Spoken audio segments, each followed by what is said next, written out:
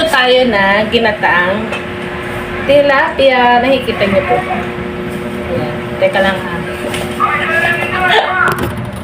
So, ayan po yung ating tilapia. Ayan, oh. Kikita nyo yan, ang ating tilapia. So, yan ang ating gagataan. So, sige, this time. Step by step. Ang hirap pala mag-video. So, ito ating tilapia. 4 po yan. So, 4 po na tilapia. Mga masisigla. So, lalagyan natin siya ng... So, kailangan... bago ko siya gataan, kailangan natin muna siya i-paksiw. So, lagyan natin ito. So, kung ano naman na ito, okay na to. Kasi hindi ko ito, ano na masyadong tubig kasi lalagyan po natin to ng ng gata. So, teka lang, kailangan pala ng ng ating lalagyan. Gagawin. So, ayan. Tapos, diba? Di ka na mabuksan. Itong ating asin. Yung asin ko po meron ng kasama itong may kasama ng paminta. Okay. Yan. So, yan. Tapos po, pala po. Lagyan na natin ito. Sayang. Yan. And then, ito yung gata natin, no? Ha? Ang ama ko dito. Maaga po ako kasi ayoko po ito pala yung gata. Ayoko po kailan na yung mga pasyente. Ito po ang ating lalagay na pechay. Tapos ito yung ating sili. Mahuhugasan ko na muna. Lalagay tayo ng luya. Lalagay tayo ng sibuyas. Siguro yung luya, hindi lahat. Baka naman kung at bawang. Tapos saka na tayo maglalagay ng chicken cube kapag nilagay ko na yung gata.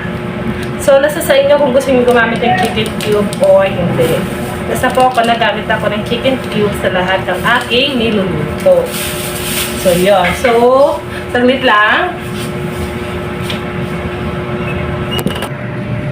Mag-prepare muna po ako sa aking mga gagawin. Yan po.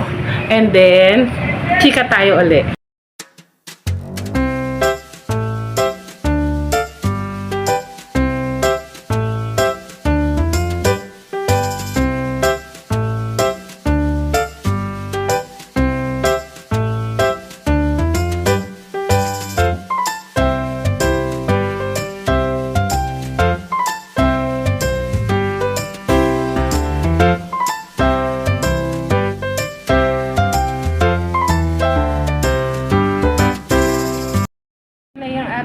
Ipapaksiw muna bago natin siya lagyan ng gata. So, saglit lang ha. So, yan na po. Kumukulo na. So, pwede natin ilagay ang gata. Wait lang ha. Hindi lang po. Lagay tayo ng gata. So, ito po ay purong gata. Okay lang daw makita yung mukha ko. Pag ako nag-uusapin. So, purong gata. Ilalagay na natin. Yan, at ito ay pakukulaan na natin. Ayan. Yes. Kuha lang po ako ng ating panghalo. Gentle lang ang ating panghalo. Saglit lang. Yan. Anuhin ko na ng konting isda. I-ano ko lang siya. Iangat. Okay. Angat-angat. Yan. Tapos po, lalagyan ko na siya ng chicken cube. So, ito po. Pakukulo ko muna yung gata. Pagkulo-kulo na siya. Saka naman natin ilalagay ang yung pechay natin. Grabe ang pechay ng mahal. Nakakaloka. So, hatiin ko lang to ng aking kutsarang panghalo na lang. Kaysa gumamit pa tayo ulit ng chilyo na aking chili natin ay atin ng hinugasan. Wow. Yan lang po. So, lagay natin yan. Yan.